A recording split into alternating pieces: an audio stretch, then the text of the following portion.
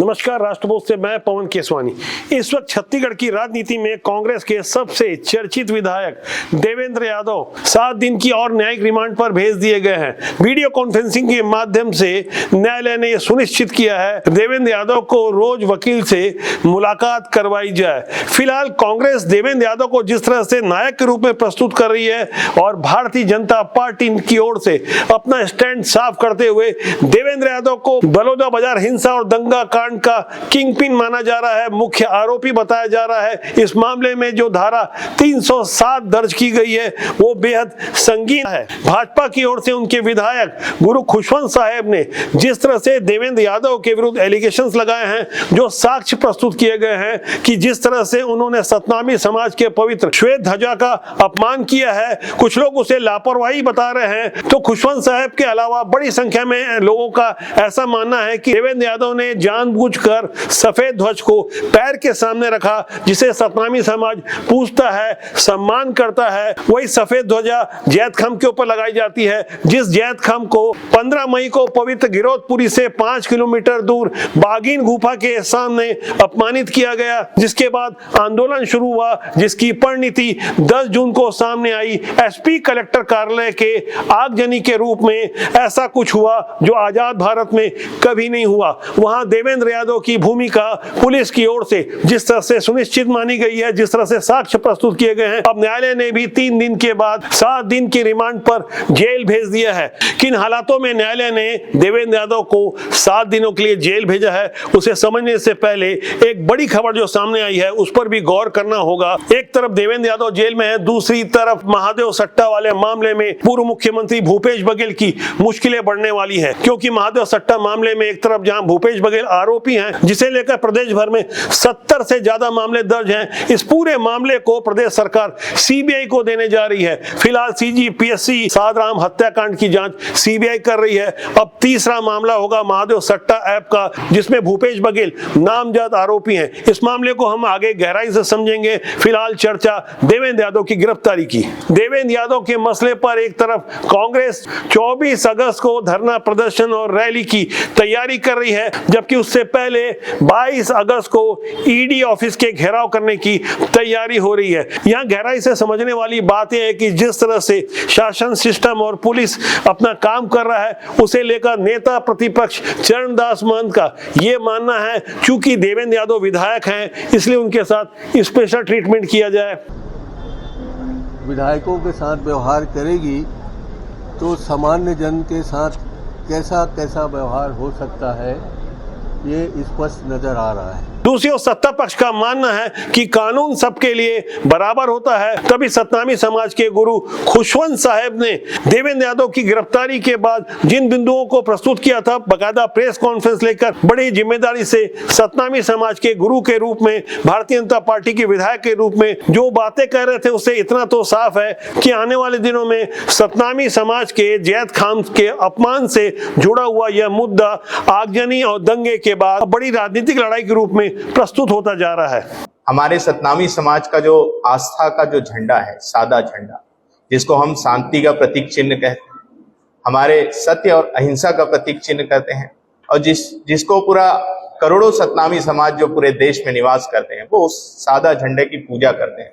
जिसको किस प्रकार अपमानित करते हुए, उस सादे झंडे का अपमान करते हुए, सतनामी समाज के आस्था का अपमान करते हुए, किस प्रकार झंडा को लहराते हुए आपने देखा है देवेंद्र यादव जी को जब उनके गिरफ्तारी के लिए पुलिस वाले गए थे, तो किस प्रकार से वो बहुत ही गलत ढंग से हमारे झंडे को लहरा रहे थे। और साथ ही एक समय ऐसा भी था जब उन्होंने उस झंडे को, सादे झंडे को, जिसका हम पूजा करते हैं, जिसका हम सम्मान करते हैं, वो इतना पवित्र झंडा है जिसको हम सब बहुत ही अच्छे से मानते हैं, उसको जमीन पे अपने पैर के पास रखने का काम किया।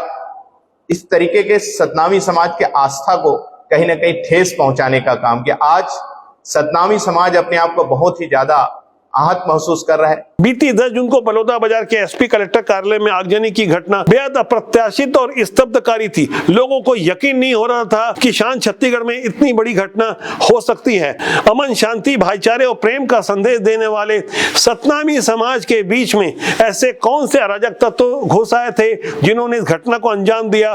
पुलिस ने करीब 175 लोगों की जो गिरफ्तारी की है, जिस तरह से फॉरेंसिक एक्सपर्ट ने सबूत जुटाए हैं, उसमें पेट्रोल बम और प्रशिक्षित हमलावरों की करतूत सामने आई है। इस पूरी घटना के दौरान देवेंद्र यादव कहीं ना कहीं केंद्र में आ जाते हैं। जिस रस्म हालात में, जिस संदेहास्पद परिस्थिति में वो सतनामी समाज के कार्यक्रम में जाते हैं, बाहर से अपने कुछ समर्थकों के साथ वहां मौजूद रहते हैं और उन्हीं समर्थकों में से कुछ लोग साफ तौर पर इस घटना में शामिल होते नजर आते हैं। जैसे ही देवेंद्र यादव सतनामी समाज के उस कार्यक्रम से कहीं आगे जाते हैं, उसके बाद एक बड़ी घटना का अंजाम सामने आता है।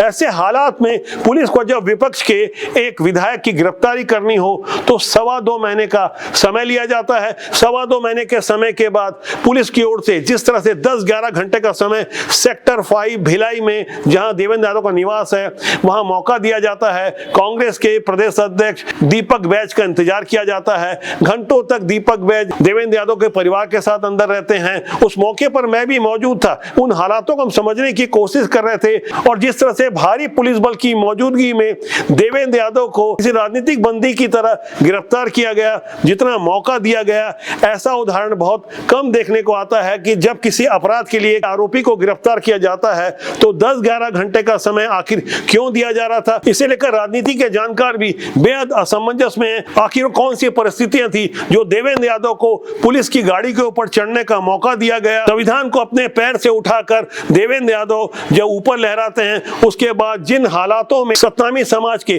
पवित्र ध्वज को नीचे अपने पैरों के सामने से उठाकर फिर जब आकाश में लहराते हैं और वो ध्वज गिर जाता है। हालांकि इसे लेकर देवेंद्र यादव के समर्थकों का कहना है कि धोखे से वह ध्वज गिर गया था, लेकिन भाजपा के विधायक गुरु खुशवंत साहब का साफ तौर पर कहना है कि वहां सतनामी समाज के पवित्र ध्वज का अपमान हुआ था। देवेंद्र यादव की गिरफ्तारी को लेकर राजनीतिक पंडित भी कुछ हैरान हैं, क्योंकि घटना हुई थी 10 जून को। उसके अगले ही दिन, जब 24 घंटे भी नहीं हुए थे, सरकार की ओर से 3 मंत्रियों ने अपना पक्ष साफ कर दिया था कि देवेंद्र यादव और कांग्रेस इस मामले में शामिल है। लेकिन 2.25 महीने बाद जिस तरह का अन्वेषण हुआ, जिस तरह की विवेचना हुई, जिस तरह के साक्ष्य सामने आए, जो राजनीतिक हालात निर्मित हुए होंगे, तब जाकर देवेंद्र यादव की गिरफ्तारी होती है। एक तरफ कांग्रेस देवेंद्र यादव की गिरफ्तारी को लेकर आंदोलन करने जा रही है 24 अगस्त को, लेकिन उससे पहले राज्य सरकार की ओर से एक बड़ा निर्णय लगभग लिया जा चुका है। वो निर्णय है महादेव सट्टा मामले में सीबीआई से जांच करवाना। दरअसल पूर्ववर्ती भूपेश बघेल के कार्यकाल में जब ये मामला उजागर हुआ था तो प्रदेश भर के कुछ थानों में मामले दर्ज हुए थे, लेकिन जैसे ही विष्णुदेव साय की सरकार बनती है तो मामले में तेजी आती है। मार्च 2024 को भूपेश बघेल नामजद आरोपी बनाए जाते हैं।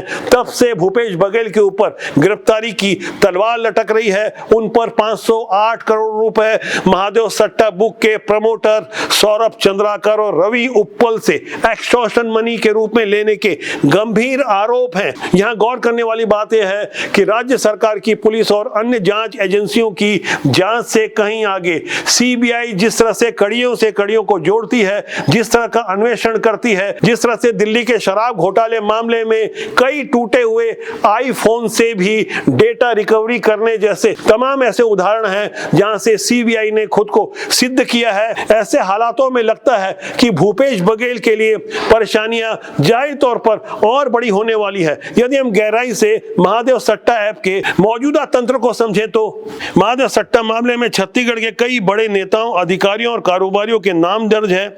इस मामले में भारतीय दंड संहिता की धारा 120B, 420 आईपीएस और भ्रष्टाचार निवारण अधिनियम 1998 की धाराओं के तहत मामला दर्ज किया जा चुका है। पूर्ववर्ती भूपेश बघेल सरकार के दौरान ईडी ने जब महादेव सट्टा मामले में अपना शिकंजा कसा था तो विधानसभा चुनाव के ठीक पहले जिस तरह से असीम दास की गिरफ्तारी हुई थी, जो मनी कुरियर का काम कर रहा था, असीम दास भिलाई के हाउसिंग बोर्ड कॉलोनी के जिस इलाके से गिरफ्तार किया गया था वो एक सुनसान सा सर्वेंट क्वार्टर था। मेरा खुद का निवास वहां से महज 25 से 30 मीटर दूर है। उस इलाके को मैं अच्छी तरह से जानता हूं, किस तरह से असीम दास के पास एक सुनसान मकान में करोड़ों रुपए किसी रद्दी कागज की तरह पड़े हुए थे। इतना ही नहीं, असीम दास की निशानी निशानदेही पर और बड़ी मनी की रिकवरी होती है, ढेर सारी जानकारियां सामने आती है और धीरे धीरे भूपेश बघेल के ऊपर जिस तरह से शिकंजा कसा जाता है, खासकर जनवरी 2024 से जब से विष्णुदेव साय की सरकार आई है तब से दर्जनों गिरफ्तारियां हुई है। इनमें से नई वाली 80 गिरफ्तारियों को मिलाकर गिरफ्तारियों का आंकड़ा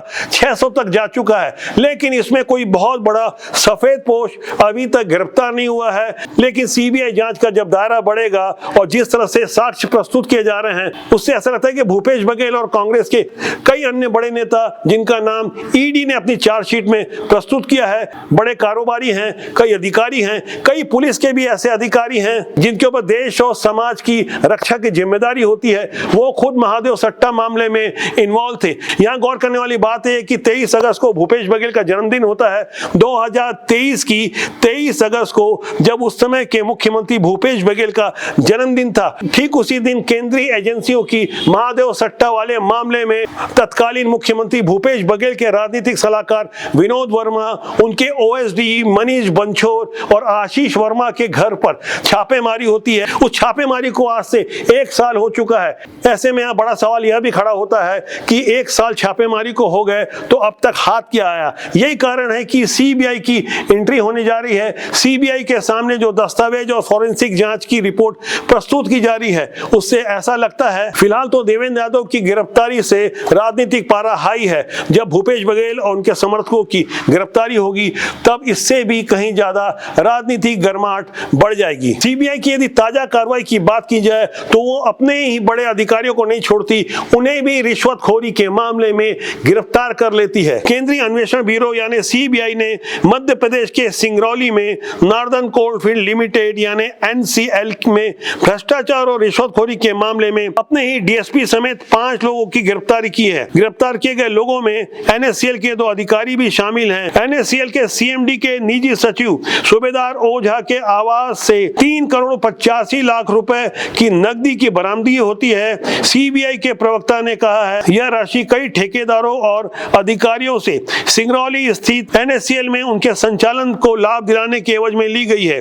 गौर करने वाली बात है कि एनएससीएल कोयला मंत्रालय के अधीन एक मिनी रत्न की कंपनी है जहां से सीबीआई के अपने ही डीएसपी रिश्वतखोरी कर रहे थे। करोड़ों की बरामदगी के साथ जब सीबीआई ने अपने अधिकारी को नहीं छोड़ा तो ऐसे में गहराई से समझने वाली बात यह है कि भूपेश बघेल और कांग्रेस के अन्य नेता जब महादेव सट्टा के जद में आएंगे तो तब हालात कैसे होंगे। छत्तीसगढ़ और देश दुनिया से जुड़ी तमाम राजनीतिक गतिविधियों पर हमारी बारीक निगाह है। हमारा मानना है कि राजनीति बुरी नहीं होती, उसमें काम करने लोग अच्छे या बुरे होते हैं, इसलिए अच्छे लोगों को राजनीति में आना चाहिए। तो आज के अंक के लिए इतना ही। मेरा आपसे आग्रह है कि चैनल को देखें, लाइक करें, शेयर करें, सब्सक्राइब करें। बहुत जल्दी मेरी आपसे फिर मुलाकात होगी। नमस्कार।